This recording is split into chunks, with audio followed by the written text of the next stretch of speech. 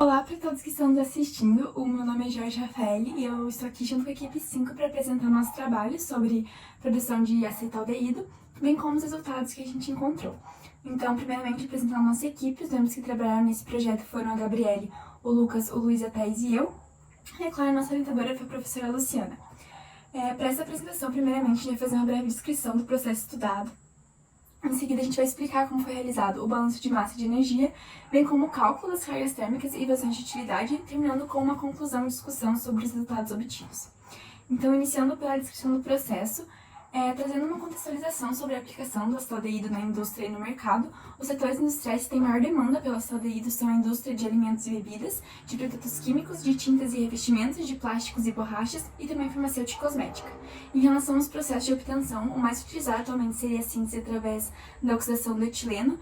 Entretanto, alguns outros métodos de produção também são bem relevantes no mercado, como o processo de obtenção através da desidrogenação do etanol, da hidratação do acetileno e da oxidação de etanol, que é o método abordado pelo nosso trabalho. Partindo então da planta de produção, o nosso processo ele inicia com a alimentação virgem de etanol comercial e ar atmosférico, junto com um reciclo contendo etanol e água advindos de outro equipamento da planta, que vai ser explicado futuramente. Então, fornecidos todos os reagentes necessários, a corrente 4 ela alimenta o reator, onde duas reações vão ocorrer.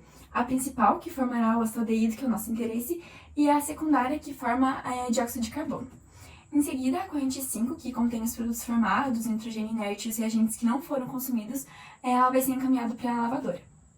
Nesse equipamento, com o etanol e água recuperados de outros processos da planta atuando como solvente, vão ser separados 100% do acetaldeído alimentado, que vai sair como produto de fundo junto com a fração de etanol e água, e os gases incondensáveis saturados de etanol, que vão sair pela corrente de topo. Essa corrente ela, então, é encaminhada para o vaso de separação, onde o etanol condensado pelos trocadores de calor vai formar a corrente 16, que alimenta a lavadora, e os gases incondensáveis, ainda saturados de etanol, vão ser aquecidos e eliminados no processo através da corrente 14. Terminando então para a corrente de fundo da lavadora, contendo etanol, água e acetaldeído. Essa corrente ela vai ser encaminhada para a destiladora de acetaldeído, onde todo o acetaldeído concentrado a 99,5% molar vai ser recuperado pela corrente de topo do equipamento.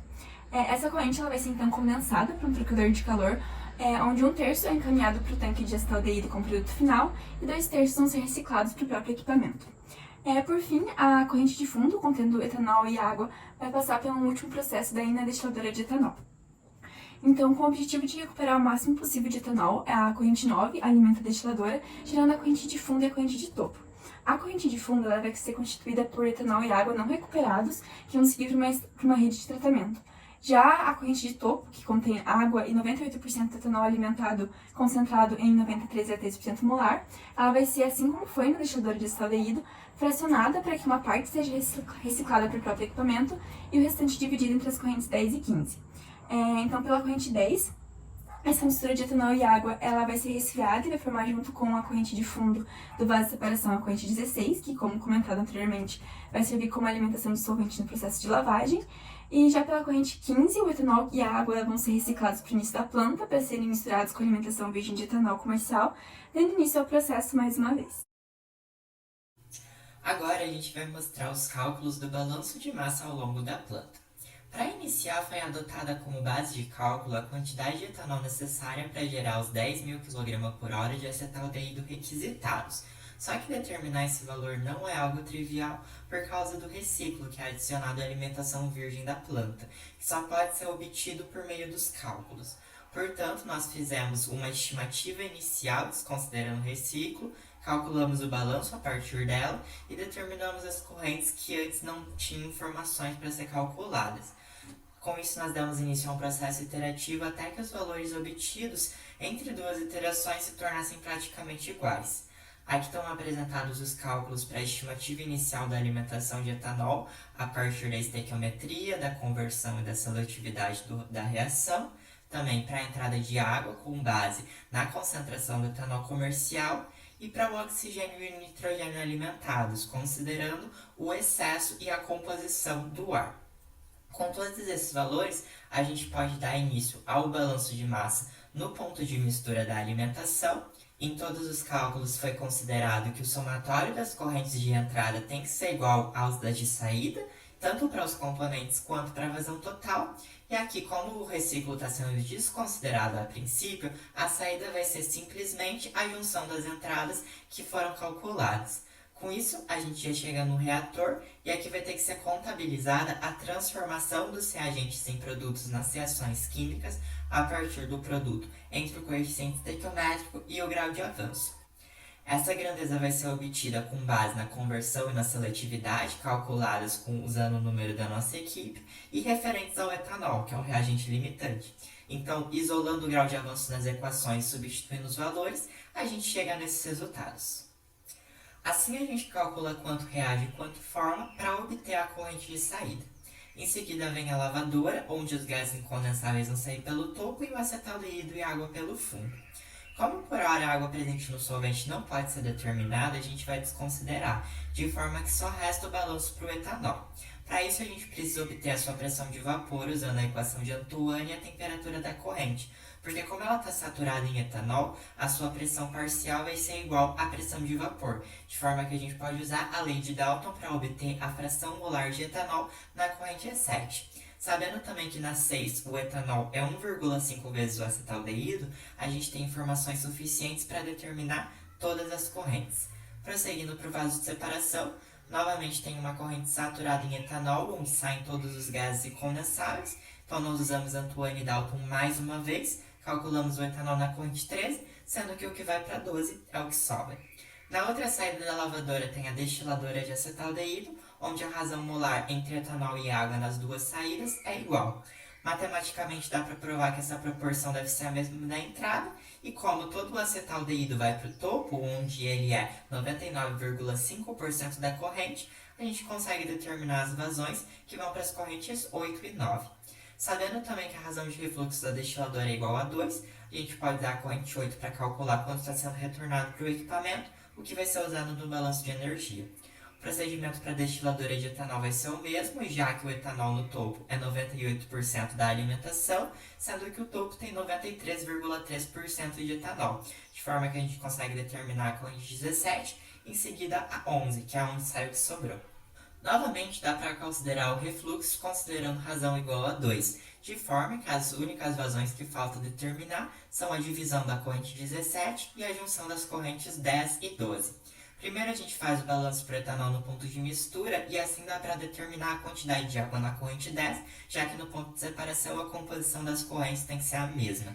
Assim a gente calcula o reciclo, que vai ser o que sobrou, e com isso dá para substituir os valores obtidos para o reciclo na alimentação do processo e a alimentação de água na lavadora.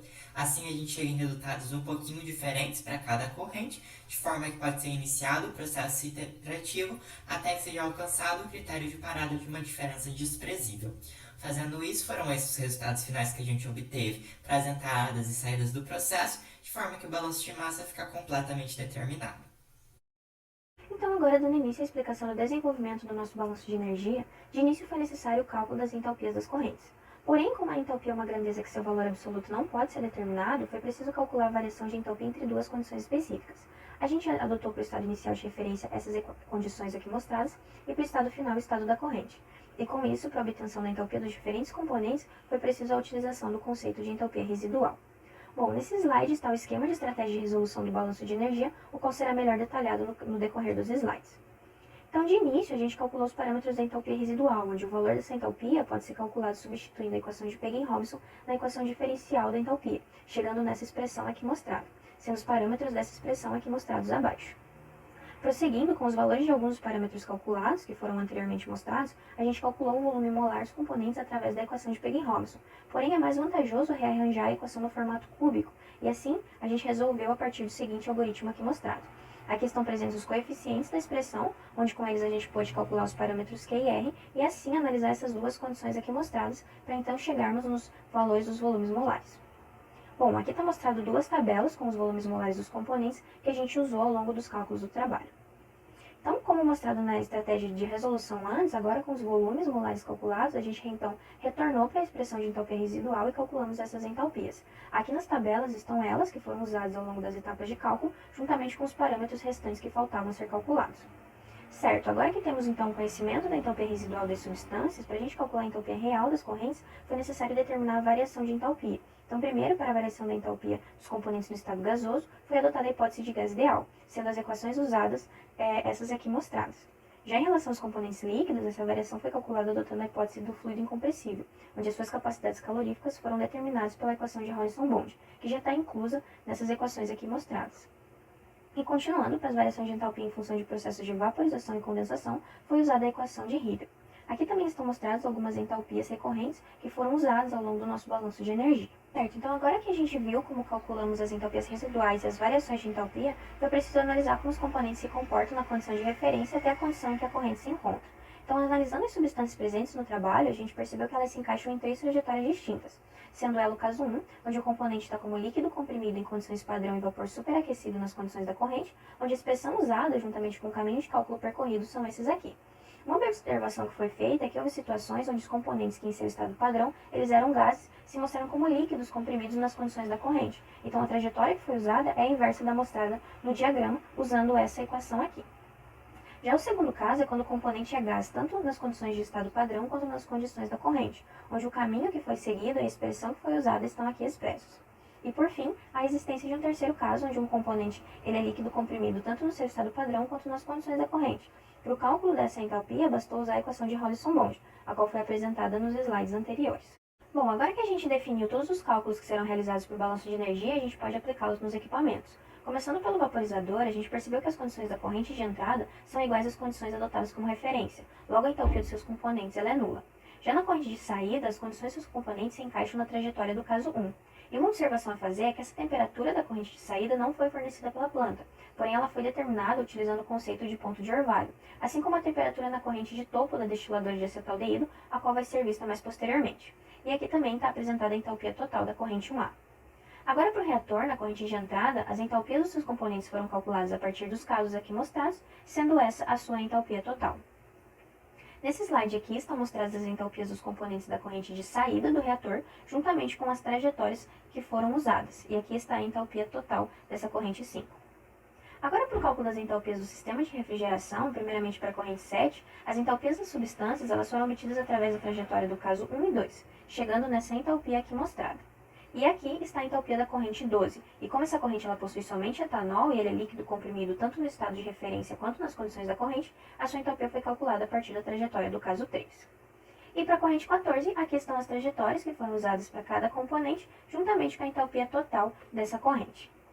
Por fim, para o cálculo das entalpias da destiladora de acetaldeído, primeiramente para a corrente 6, a entalpia de acetaldeído na corrente foi calculada a partir da variação do caso 1, e já para os demais componentes foi usada a trajetória do caso 3. Agora, para a corrente 8A, as entalpias das substâncias elas foram calculadas a partir dos 2 casos aqui mostrados. E assim, obtivemos a entalpia total para ambas essas correntes. Agora, analisando as correntes 8 e 8B, a gente percebe que elas estão na mesma condição de temperatura, e então a gente utiliza esses casos aqui apresentados. E para a corrente 9, baseamos os cálculos na trajetória do caso 3, finalizando então os cálculos das entalpias das correntes. Tendo realizado o balanço de massa e balanço de energia, podemos agora calcular as cargas térmicas. Então aqui temos um esquema prático de como realizamos esses processos. Primeiro estabelecemos as equações padrões, após analisamos as correntes que entrava e saía de cada aplicador ou cada equipamento, fizemos as hipóteses e sugestões para os mesmos e por fim aplicamos as equações e chegamos aos resultados.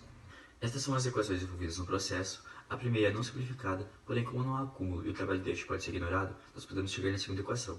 Para o reator, nós adicionamos um termo que liga as entalpias e reações do processo.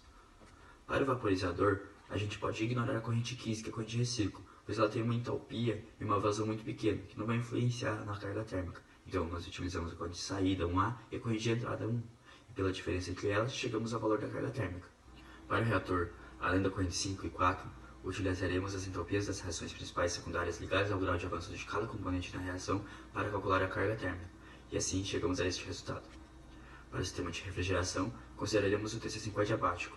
E assim, podemos fazer uma análise global do sistema para o trocador de calor 6, considerando a corrente 7, 12 e 14. Chegamos a este resultado.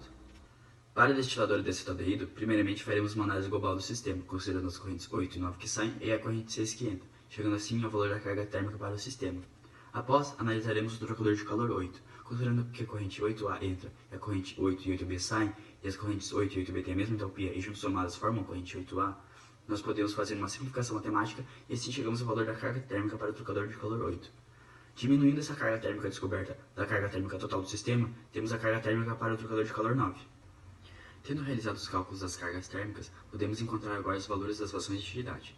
Então, primeiramente, na destiladora de acetaldeído para o trocador de calor 8, nós temos que entra água a 25 graus Celsius e sai água a 40 graus Celsius. Então, a partir desta fórmula, conseguimos, com o valor de carga térmica previamente calculado e com os valores tabelados de entalpia e de volume específico, encontrar tanto a vazão mássica como a vazão volumétrica.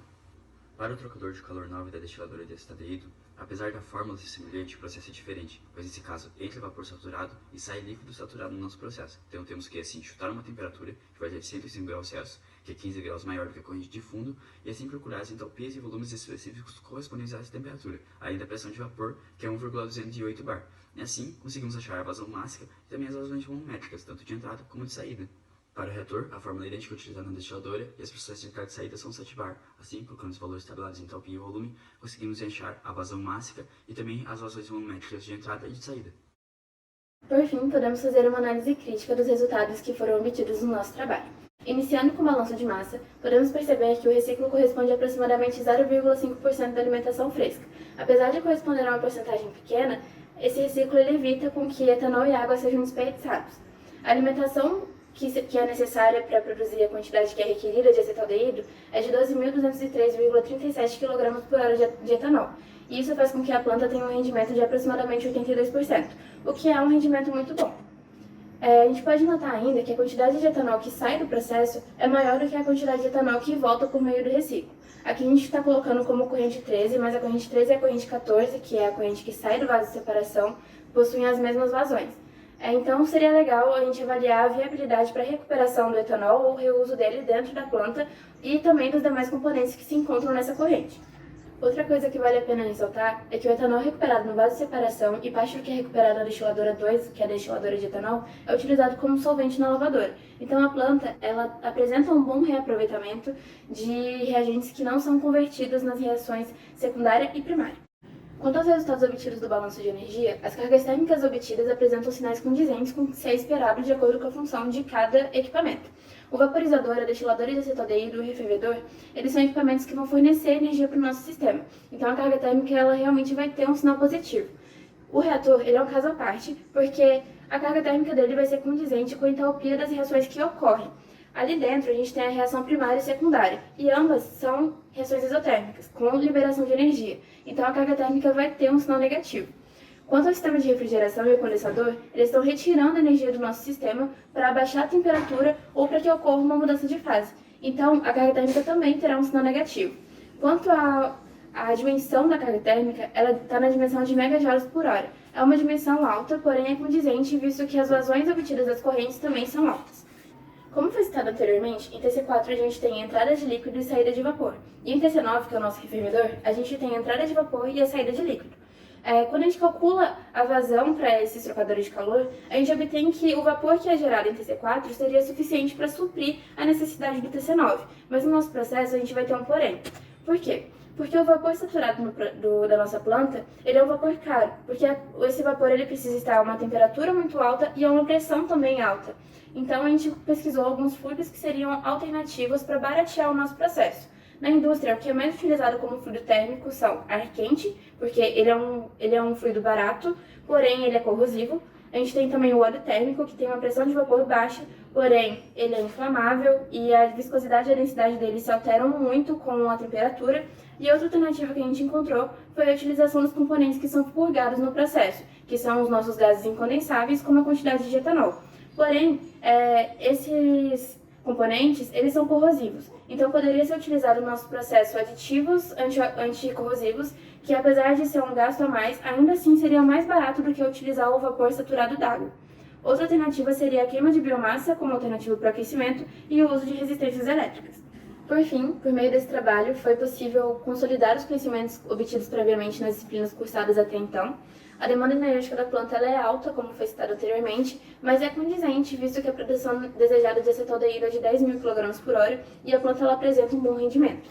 Apesar do aproveitamento de energia liberada pelas reações, o vapor saturado ele não é a melhor opção para utilizar para realizar as trocas térmicas, então seria necessário avaliar fluidos que melhor se enquadrassem ali dentro do processo, tendo como critério melhores trocas térmicas e que fossem mais baratos para utilizar ali dentro da nossa produção. Essas são as referências bibliográficas que foram utilizadas para realizar o nosso trabalho. Nós agradecemos muito pela atenção e boas férias.